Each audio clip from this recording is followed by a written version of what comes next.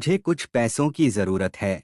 मुझे कॉलेज की फीस और मुझे कुछ बुक्स लेकर आनी है, इसलिए मुझे कुछ रुपए चाहिए। रमेश अपने भाई से पैसे लेकर घर की बाहर की तरफ चला जाता है।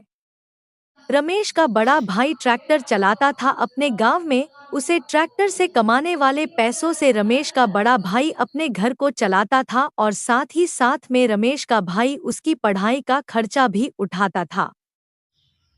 रमेश अपने एक कमरे के अंदर बैठकर अपनी पढ़ाई पर अच्छे से ध्यान देता और पढ़ाई करता है और उसकी पढ़ाई के अंदर मन भी लगता था।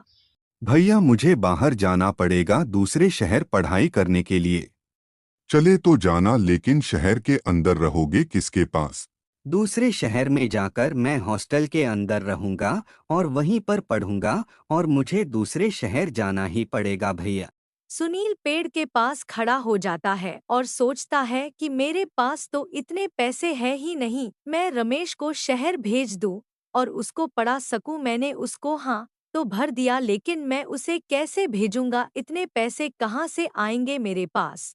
भैया हमें कल शहर के लिए निकलना पड़ेगा और कल ही मुझे एडमिशन फीस भी जमा करनी है हॉस्टल के अंदर और मुझे भी थोड़े पैसे चाहिए होंगे। मुझे बुक्स वगैरह ड्रेस लेंगे और मुझे कुछ आवश्यक सामान लेना है। सुनील जब रात को सोता है तब उसके मन में एक विचार आता है कि मैं अपना खेत को बेचकर अपने भाई के लिए हॉस्टल की फीस और उसकी मदद कर सकता हूँ। सुनील को खेत बेचना ही अच्छा लगा।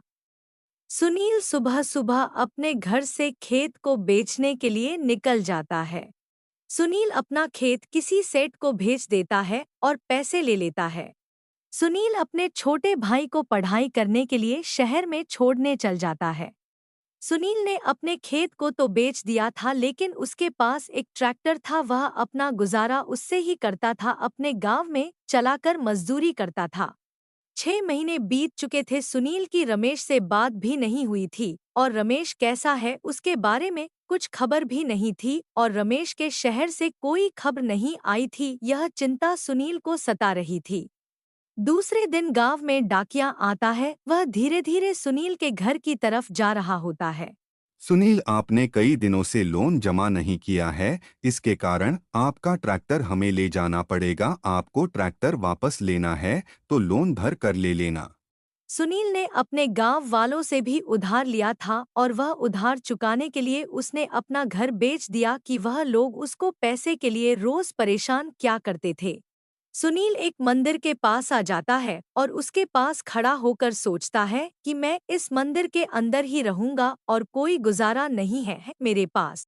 सुनील मंदिर के अंदर ही रहता था और वहीं पर सोता और वहीं पर खाना खाता था। 2 साल बीत जाते हैं। मंदिर के पास एक लाल कलर की कार आकर रुकती है। उसे कार से एक पुलिस अफसर उतरता है। वह और कोई नहीं, सुनील का छोटा भाई होता है। वह एक सरकारी नौकरी लग जाता है और वह सुनील को अपने साथ शहर लेकर चल जाता है।